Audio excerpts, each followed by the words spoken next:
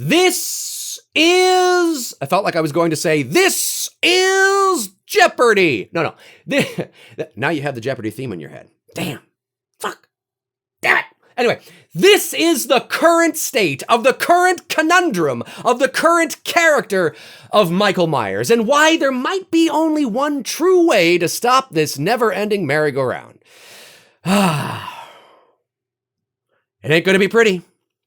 Here we go. That movie is a shit show. What you think you see, what you think you hear, that's what it's about. It's all theater of the mind. No, it's garbage. It's garbage. Mood and atmosphere. Now that I really like. That's what I'm looking for. That's what I want to see. Hey folks, how you doing? Dave McRae here. Okay, in this video, I want to sort of use this video as sort of the ending to a 3-part series that I didn't even know I was doing until this very moment when it came out of my mouth.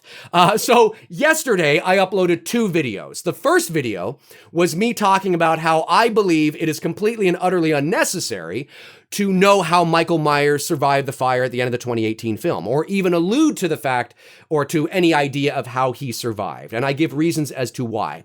And then the next video that I uploaded, which was just a couple of hours later, I threw out a question, which was, is it lazy writing to then not know how he survived the fire, or at the very least not allude to how he survived the fire? Now, again, that doesn't mean that the character wouldn't have, his hair burned or the side of the mask a bit melted or something to that effect. I'm not talking about that. I'm talking about physically knowing how he got out.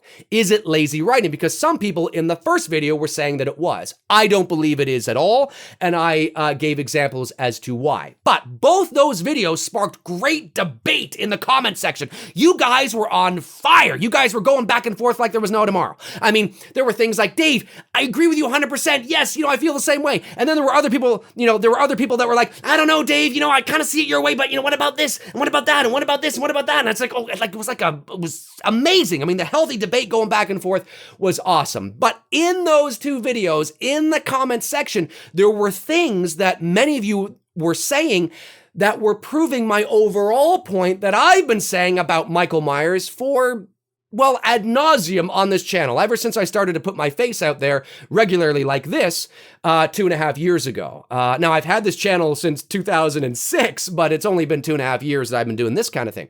So, and that is, not to sound like a broken record now, but say it with me, the original Halloween and the original intent of this guy right here was never supposed to have a sequel. And that's not a cop-out. That's recognizing what Carpenter himself has said about how he designed the character of Michael and the original Halloween, and recognizing that the things that Carpenter created in that movie had a shelf life. And that doesn't mean that you might not be able to get a sequel out of it, even though it wasn't designed to have one. But the mythology, if there was a little bit of mythology there, which there was, that was created with the character, has a shelf life. Michael is gone at the end of the 1978 film, not to set up a sequel. He's gone to bring the message and the moral of the movie home. Without him gone, the movie doesn't end appropriately. With him gone, it was the boogeyman. As a matter of fact, it was. End of story, So when you continue on with this guy, you eventually run into the problems that many of you were talking about in those 2 videos. Yeah, but Dave, if we don't know how he survived the fire, then in theory, he could just go on and on and on and on and have no explanation. You just make up bullshit. So how did he do that? I don't know, just because. How did he do that? I don't know, just because. And I agree with you. Hence, we're back to now we're back, which is why I've been saying that he has a shelf life, which is why my concept sequel idea video that I uploaded about a week or so ago, I think it was a week, right? I don't know, man. I've been so busy. The days are bleeding into each other.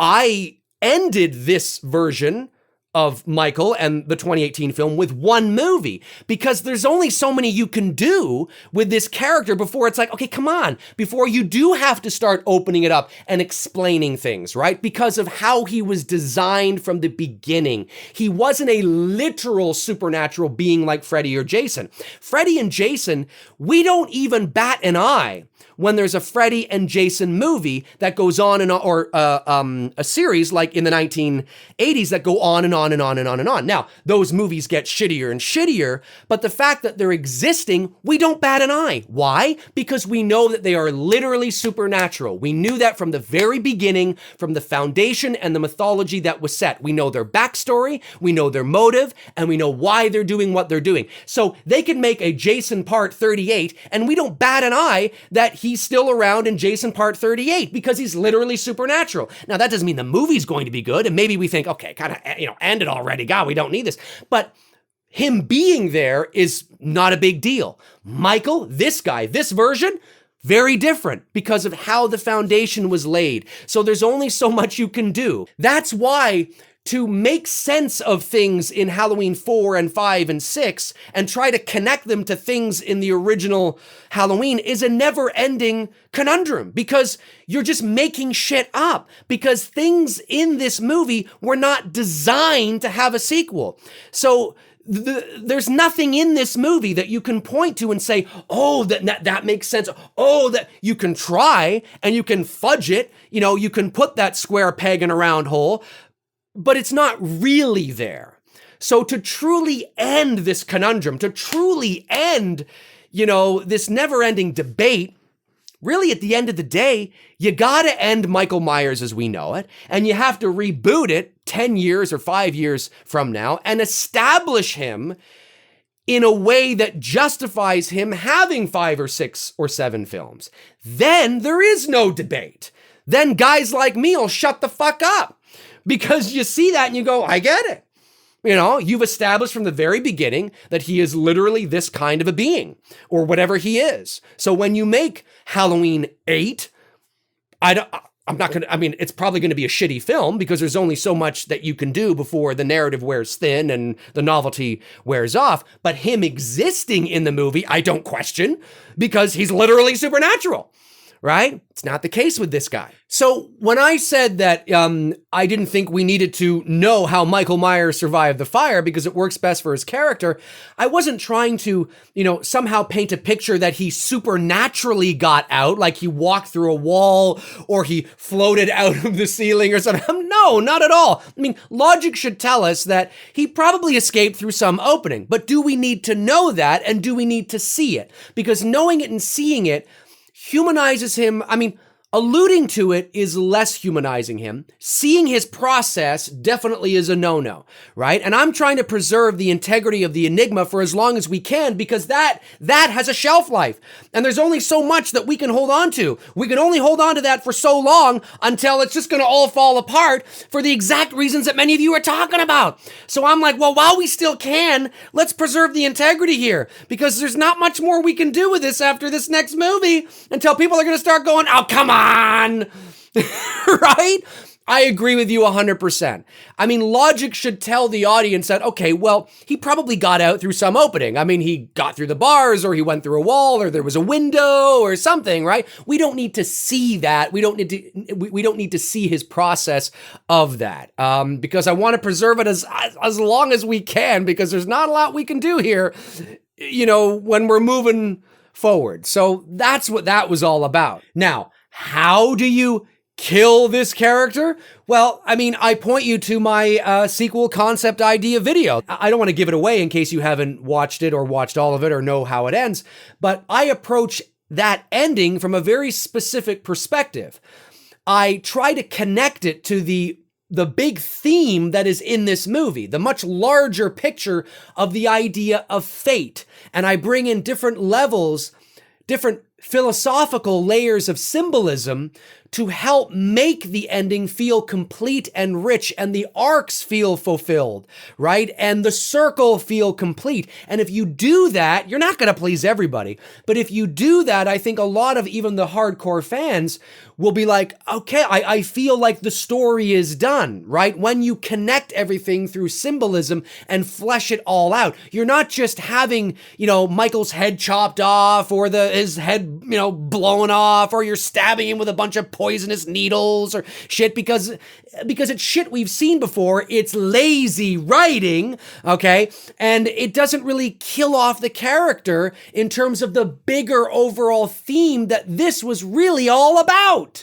So you want to be able to connect it in that way, and preserve the integrity of the enigma of the character at the same time. It's not easy to do, but I believe that that is how you do kill this version off. But you also end the movie planting the seed of doubt in the viewer's mind of, is he really dead or not? But you don't have him opening his eyes or hear any breathing or seeing a shadow, nothing like that. You just plant the seed of doubt in the audience's mind. So that's how I think it really needs to be done. And then in however many years from that point, you can reboot it, laying out a slightly different foundation that allows you more creative freedom with this character. That's what you do. But if you just continue to make movies based on this version, the conundrum will continue. It'll just keep going around and around and around, and you'll have to sit and listen to guys like me all the time going, well, that doesn't make any sense. You can't do that because of the set. And who the fuck wants to listen to me continuing to do that? Fuck! Anyways, my name's Dave McRae. Comment below and let me know your thoughts. If you want to follow me on Facebook, you can at facebook.com/manythingsdavemccrae. That's where I tend to post in the meantime and in between time when I'm not posting here. All the links are in the description, as well as links to my Instagram now. I'm now on Instagram. Hey, if you're not following me on Instagram, what are you doing? Follow me. Click the link below. Click the other links below. My official website, my IMDb, my Twitter, my whatever. It's all down there. Check them out until your heart's content. And then check them out again. Yeah. Those are my thoughts. The conundrum will continue. Oh, man. Alrighty. Cheers.